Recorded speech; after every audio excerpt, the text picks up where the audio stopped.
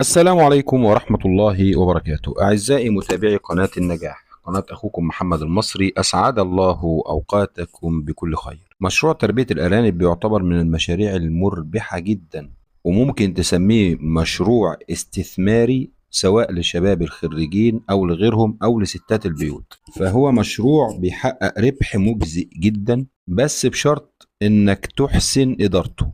لأن خد بالك، في معلومة مهمة جدا حابب أقولها لحضرتك او حابب اقولها لحبايب المتابعين للقناه. ثبت بالتجربه ان تحويل كيلو من لحم الارنب بيستغرق 25% من الوقت اللي بيتم فيه تحويل كيلو من اللحم البقري. تخيل، دي واحده. خد التانيه، ان سرعه دوران راس المال للمستثمر في تربيه الارنب اسرع، لان ممكن تبيع خلفه الارانب بعد عمر شهرين تسمين بعد الفطام.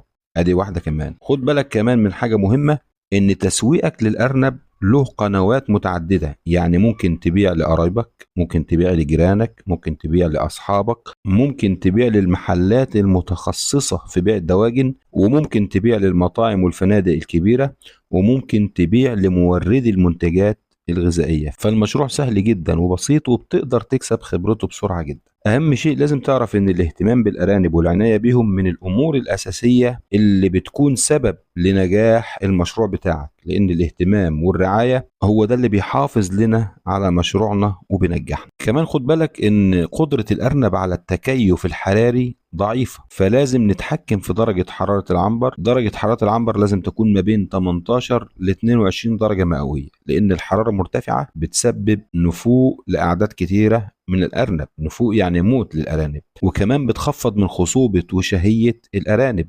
وبتقلل من نشاط الذكور. كذلك الرطوبة بالنسبة للأرنب برضو بتأثر فيه، فمعدلات الرطوبة المنخفضة وتقلباتها المفاجئة في الصيف أو في الشتاء بتأثر في الأرانب تأثير سلبي. فدرجة الرطوبة في العنبر لازم تكون عندك ما بين 60% ل 70% عشان تقدر تتفادى أمراض الجهاز التنفسي عند الأرانب بتاعتك. كمان خد بالك إن التهوية لازم تهتم بنظام التهوية في العنبر عشان يقلل نسبة الرطوبة. النظافة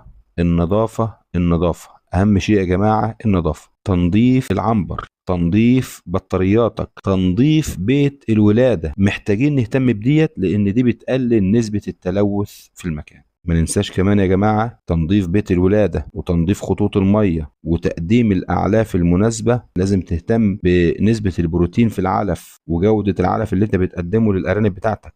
ولازم نختار نوع علف يكون جيد ومضمون ومتوازن، وتثبت على هذا النوع وتمشي عليه على طول. يا رب نكون قدرنا نفيدكم بمعلومة في الفيديو. ما تنسوش إن عجبكم الفيديو تعملوا لايك وشير وسبسكرايب، وجزاكم الله خيرا، والسلام عليكم ورحمة الله وبركاته.